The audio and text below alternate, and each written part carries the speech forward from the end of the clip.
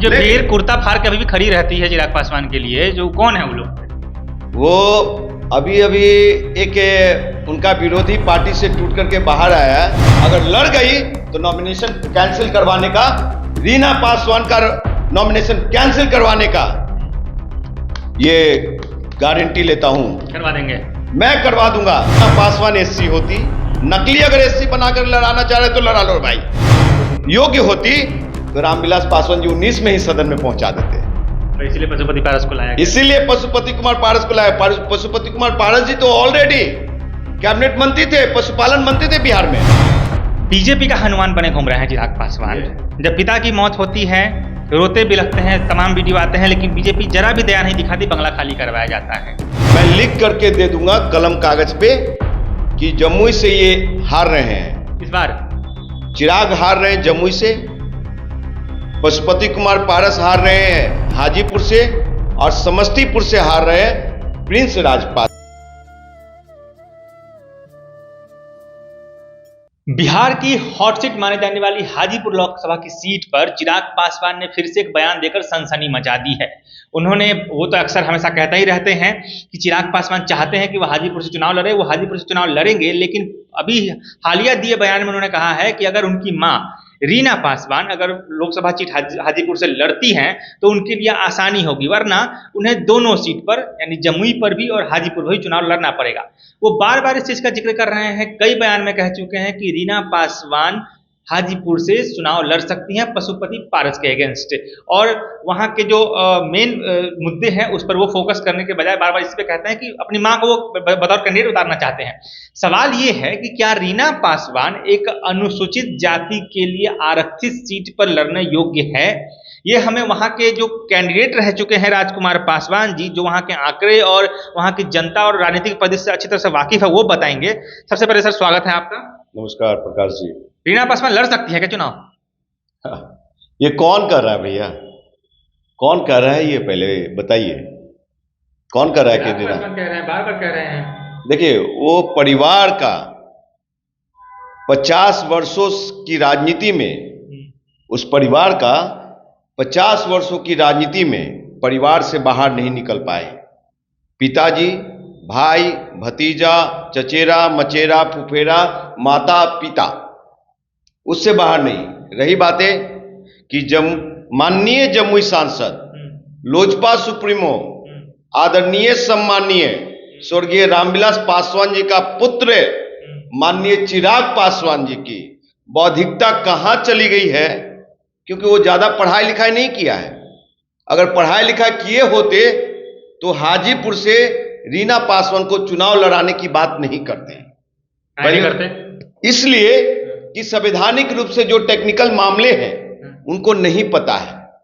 चिराग पासवान को नहीं पता है? नहीं पता है। पूरी टीम लगी है उनके पीछे। अरे सर, मैं गारंटी के साथ कर रहा हूं। मैं पहले चिराग पासवान क्लियर करें, सार्वजनिक करें कि उनकी मां दलित है कि नहीं है, अनुसूचित जाति जनजाति की बेटी है कि नहीं है।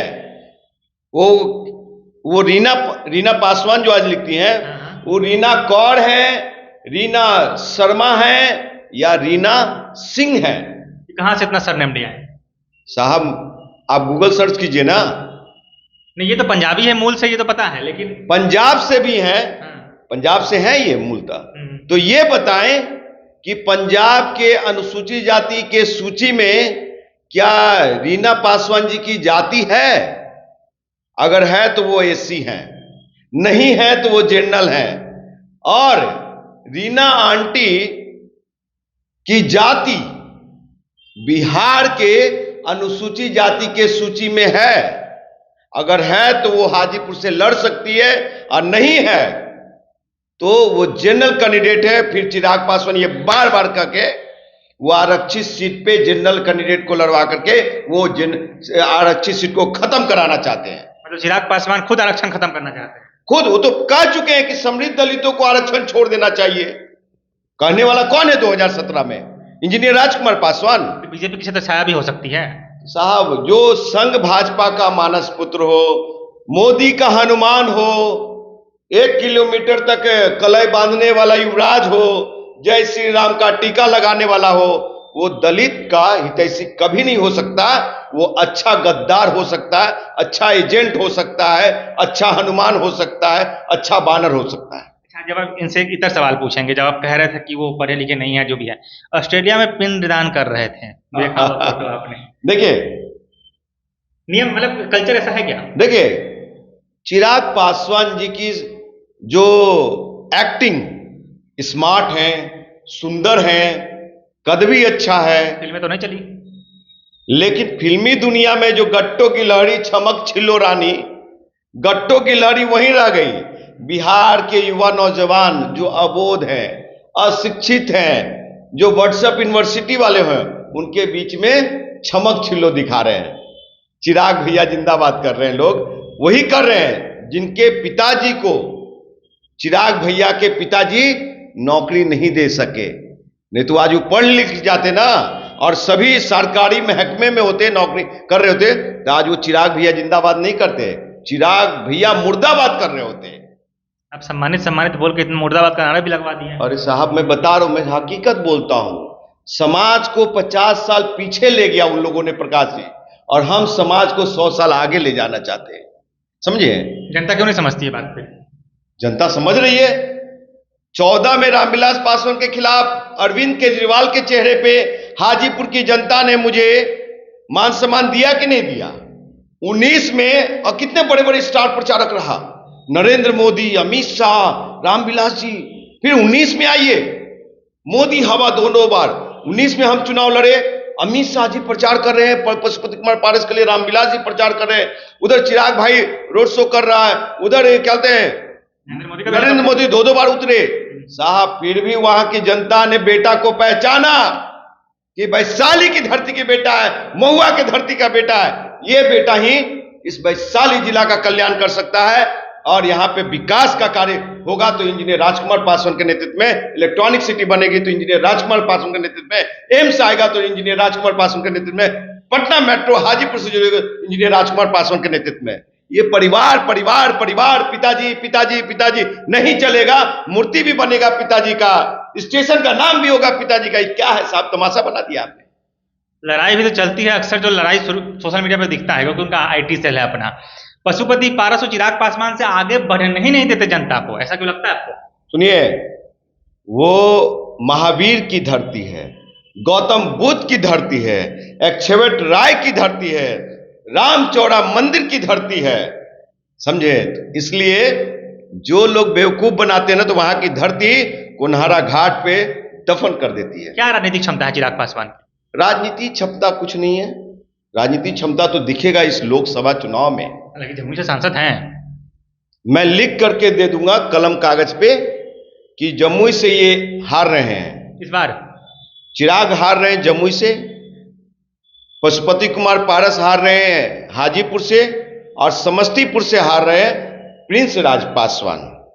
प्रिंस राज, बड़ी घोषणा नहीं कर दी आप? ये बड़ी घोषणा दावे के साथ कर रहा हूं मैं। ये वीडियो रहेगा और रिजल्ट के बाद हमसे बात भी कीजिएगा। आप मुंह छुपा के भागेंगे नहीं हम। आप कह रहे हैं चिराग पासवान जमुई से हार जाएंगे? सुनिए, वहां से तो हारेंगे ही हारेंगे। ये हाजीपुर से मैं हराऊंगा, हाजीपुर से मैं हराऊंगा, ये तय है। यहाँ तो खैर मान भी सकते हो कि 30,000 वोट आपको जनता दे चुकी है, इसके पहले तो आगे और आपका कद बढ़ेगा। जमुई से हार जाएंगे, ये कैसे कह रहे हैं? हम कह रहे हैं सब काम नहीं किया है। आपको वीडियो चाहिए? वहां पे लोग कहता है मैं चिराग को नहीं जानता। मैं नहीं कर रहा हूं, जनता कर रही है। कोई काम नहीं किया मेरे लिए, मिलते नहीं है, दिखते नहीं है, ऐसा सांसद चाहिए। कागजों पे काम हुआ है वहां पे। सुन लीजिए साहब, चिराग पासवान ज्यादा पढ़े लिखे हुए नहीं है, घर बैठ के सारी डिग्री लिया है। ये मैं नहीं कर रहा हूं, हलफनामा के अनुसार कर रहा हूं। पक्का बात कीजिएगा, जो बात कीजिएगा। ये मैं दावे के साथ कर रहा हूं। 98 में इन्होंने मैट्रिक किया, घर बैठ करके, दिल्ली के मामूली सा ऑर्गेनाइजेशन से मैट्रिक किया, फिर ओपन से 5 साल बाद 2003 में इंटर किया। दावे के साथ कर रहा हूं। 2 साल का इंटर होता है?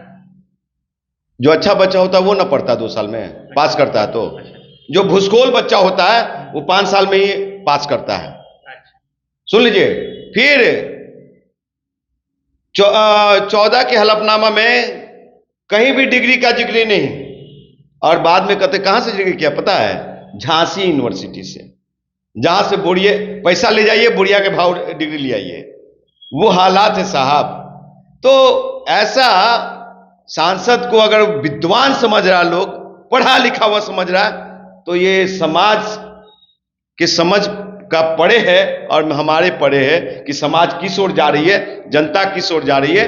लेकिन सुन लीजिए, ये जाति को जिस तरह से बर्बाद करना चाहते हैं ना, और हाजीपुर वैशाली को सही आईना नहीं दिखा बर्बाद करना चाहते हैं, ये वैशाली की धरती की बेटा अंतिम सांस तक चिराग पासवान का मुकाबला करता रहेगा, लड़ता रहेगा, उससे जूझता रहेगा, उसके परिवार से हराएंगे। मैं राजनारायण हूं, मैं राजनारायण हूं। जैसे इंदिरा गांधी को हराए थे राजनारायण, उस तरह से मैं राजनारायण हूं वैशाली जिला का, और ये हराऊंगा मैं। चिराग पासवान की फिर से बात करते हैं। आप कह रहे हैं कि वो उनकी डिग्री मतलब काम की नहीं है, सामाजिक बौद्धिक राजनीतिक बौद्धिकता नहीं है। शुरू में आपने बड़ी माननीय सम्मानीय किया, बाद में आपने जो उतारी है उनकी सोच तो अलग ही है। मैं ये पूछना चाह रहा हूं कि रीना पासवान के बारे में हर बार वो जिक्र करते हैं कि वो हाजीपुर सीट से चुनाव लड़वाएंगे। कई अखबारों में लिखा गया है कि रीना पासवान ब्राह्मण है पंजाब के हिसाब से, लेकिन वो दलित है वहां के हिसाब से, पंजाब के हिसाब से। आप कह रहे हैं कि बिहार में उसका देखना पड़ेगा। साहब मैं कह रहा हूं चिराग भाई को कि आप बिहार के दुसाध होने के नाते, उनके पिताजी दुसाध थे तो उनके कारण उनको आरक्षण मिला।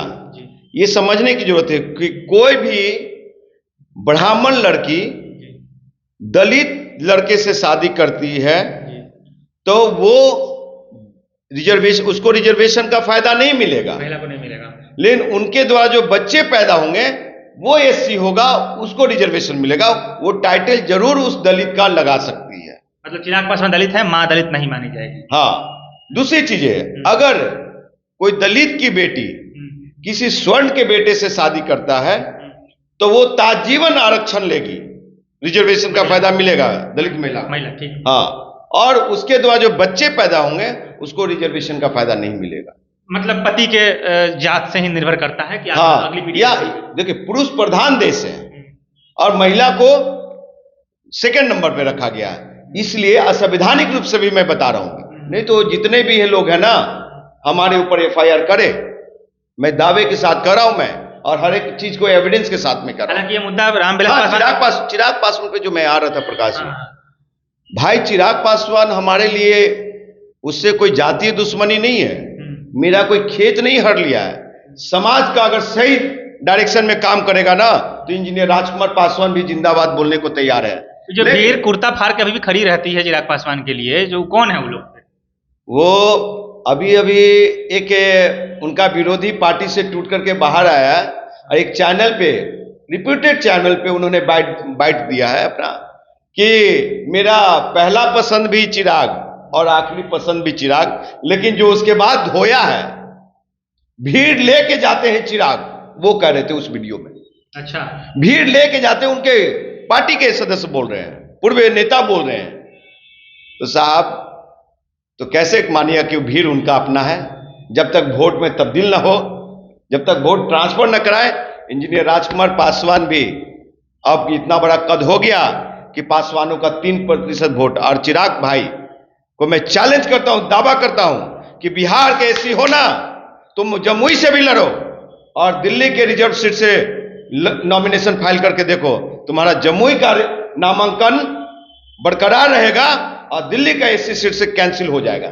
क्यों कैंसिल हो जाएगा? वहां पे दुसाध नहीं है। इसलिए दुसाध दिल्ली के अनुसूचित जाति के सूची में दुसाध जाति है ही नहीं, और जाति पूरा स्टेट का मुद्दा होता है। आज आजादी पूरा स्टेट का मुद्दा था, उस पैनल में हो नहीं तो भैया चुनाव कहां से लड़ोगे? उसी तरह से उनकी मां भी अगर लड़ गई तो नॉमिनेशन कैंसिल करवाने का, रीना पासवान का नॉमिनेशन कैंसिल करवाने का ये गारंटी लेता हूं। करवा देंगे, मैं करवा दूंगा, नॉमिनेशन फाइल करवाए। अभी कह रहे हैं जाति दुश्मनी नहीं है, ले लेंगे जाति दुश्मनी। जाति दुश्मनी की बात नहीं है, कैंसिल कराएंगे तब दुश्मन। ये संवैधानिक रूप से है, विचारधारा की लड़ाई है। एससी सीट पे खाली आप ही लड़िएगा, आपकी माँ, आपके चाचा, आपके पिता, आपका भतीजा, आपके बहनोई, आपके दामाद, आपके दीदी, आपके फुफ्फी, आपकी मौसी, आपकी नानी, आपकी दादी, यही रह गया राजनीति।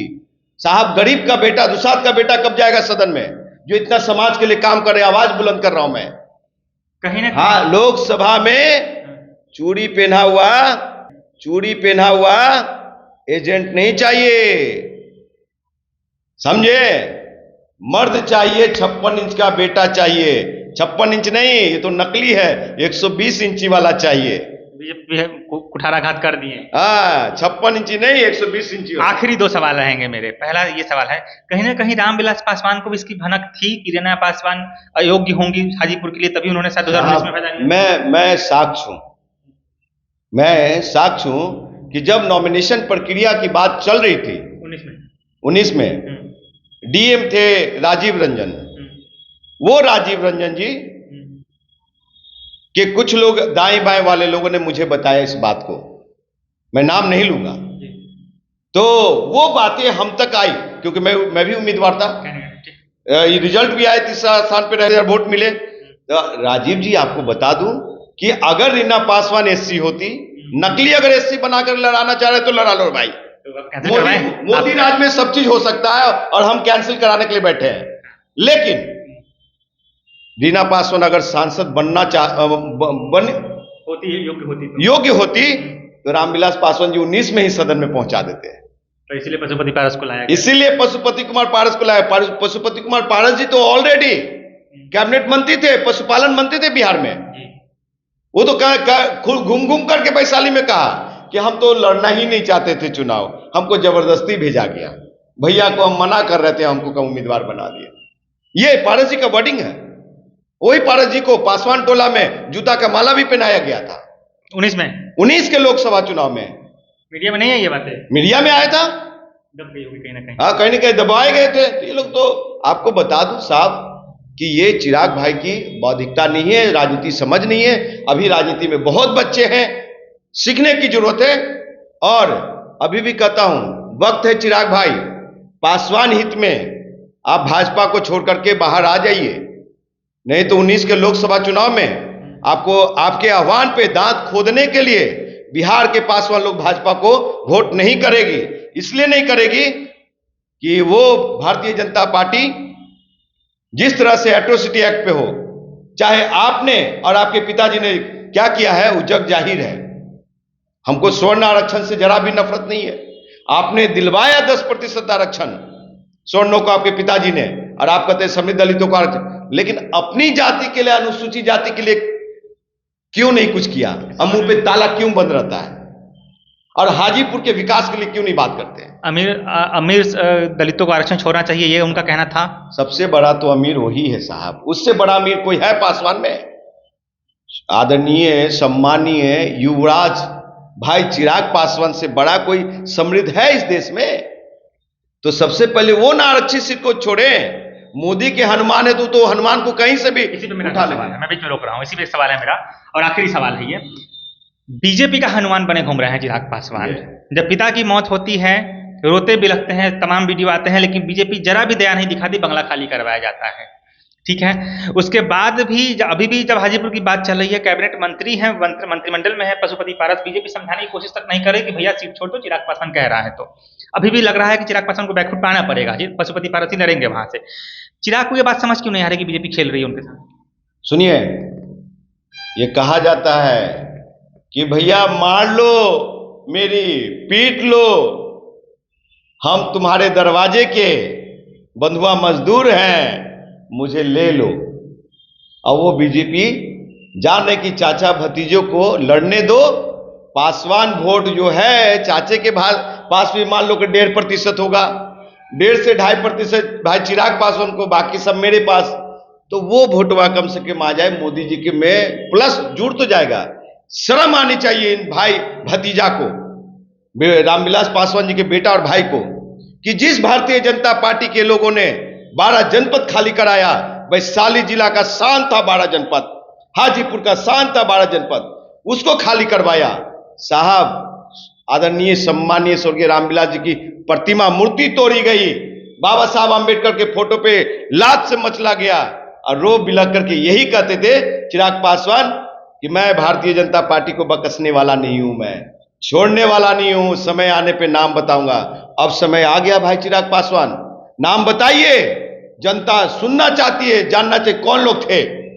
कि आपका घर का सर, आप you are a honourable member of parliament, आप दोनों में से कहते कि sir I am entitled for that, मैं इसके लिए ये सक्षम हूं, सारी चीज एलिजिबिलिटी पूरा कर सकता हूं, तो ये पिताजी का है चाहे भैया का है, ये मेरे नाम पे लॉट कर दीजिए।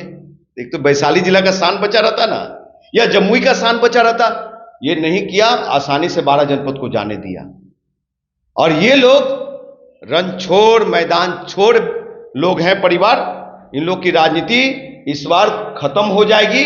2024 के लोकसभा चुनाव में एक चले जाएंगे खगड़िया और एक चले जाएंगे पंजाब, यही होने वाला है। तो कहीं ना कहीं राजकुमार पासवान जी से हम बात कर रहे थे और उन्होंने स्पष्ट कहा है कि चिराग पासवान, हालांकि ये बात खटकती है कहीं ना कहीं कि जो बीजेपी लगातार उनका इस्तेमाल कर रही है, कई मौकों पर उन्हें जलील किया है, उस बीजेपी के सामने आखिर चिराग पासवान की ऐसी क्या मजबूरी है, क्या मंशा है, क्या लोभ है, लालच है कि वैशाली के मान स्वाभिमान को और छोड़ दीजिए तो कम से कम पासवान जाति के लोगों के मान सम्मान को नतमस्तक किया हुआ है बीजेपी के सामने, और बीजेपी कहीं से भी उसका कदर करती नजर नहीं आती है। फिलहाल लड़ाई होगी, जैसी भी होगी हाजीपुर में। राजकुमार पासवान जी यहां से दम भर रहे हैं कि वो खुद नॉमिनेशन कैंसिल कराएंगे अगर रीना पासवान वहां से चुनाव लड़ती है तो, क्योंकि वो अयोग्य है।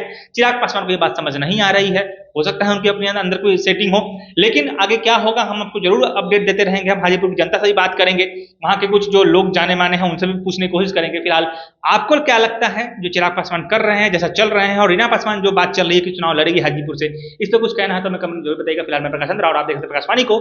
धन्यवाद।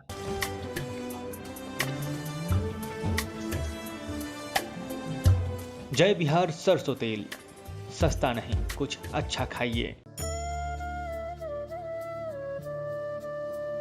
नमस्कार दोस्तों, मैं प्रकाश चंद्रा और आप देख रहे हैं प्रकाशवाणी। जैसा कि त्योहारों का सीजन चल रहा है और हर कोई चाहता है कि उनके दुकान पर ज़्यादा ग्राहक आए, उनका बिजनेस बढ़े, क्योंकि ये जो 3-4 महीने हैं लगन होगा, उसके त्योहारों के बाद लगन आएगा और जम के लोग शॉपिंग करेंगे। तो इस मौके पर अगर आप चाहते हैं कि हम आपके दुकान, आपके ब्रांड का प्रचार कर दें, लोगों तक पहुँचा दें, हमारी व्यूअरशिप है, पिछले महीने हमने 10 लाख 1 मिलियन लोगों तक अपनी चैनल को पहुँचाया है, अपने वीडियोज़ को पहुँचाया है। वैसे भी 5 से 6 लाख व्यूअर हमारे पास हर महीने हैं। तो दोस्तों, अगर आप चाहते हैं कि प्रकाशवाणी आपका प्रचार करे, आपके दुकान, आपके ब्रांड को लाखों दर्शकों तक पहुंचाए, तो हमसे संपर्क कीजिए। त्योहारों का सीजन है, कहीं देर ना हो जाए। प्रकाशवाणी से प्रचार करने के लिए दिए गए नंबर पर संपर्क कीजिए। जुड़िए हमारे साथ, देखते रहिए प्रकाशवाणी। धन्यवाद।